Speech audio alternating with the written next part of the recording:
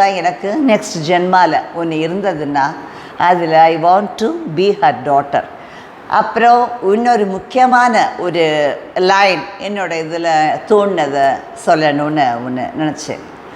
ஏன்னா supreme court கூட இப்போ சொல்லியிருக்கு இல்லையா, ஒரு வெர்டிக்ட் ரொம்ப ரொம்ப ரொம்ப சுப்ரீம் கோர்ட்டோடதெல்லாம் இப்போல்லாம் நம்மலாம் நான் தான் ஜுடிஷியல் ஃபேமிலியாக இருந்தால் கூட இப்போல்லாம் கேர் பண்ணுறக்கூடாதுன்னு வச்சுட்டோம் நம்ம. ஏன்னா அவங்களோடது ஒன்றுமே ஒர்த்து இல்லாத மாதிரி இருக்குது.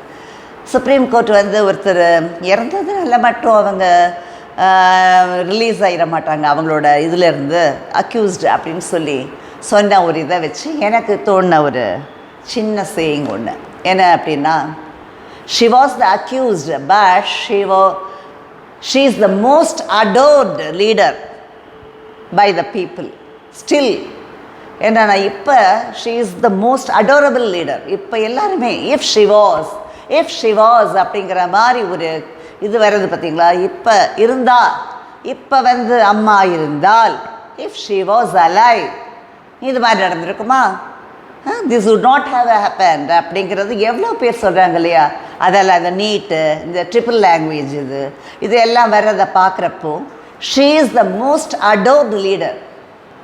கோர்ட் வேணால் வெர்டிக்ட் கொடுக்கலாம் அக்யூஸ்டுன்னு,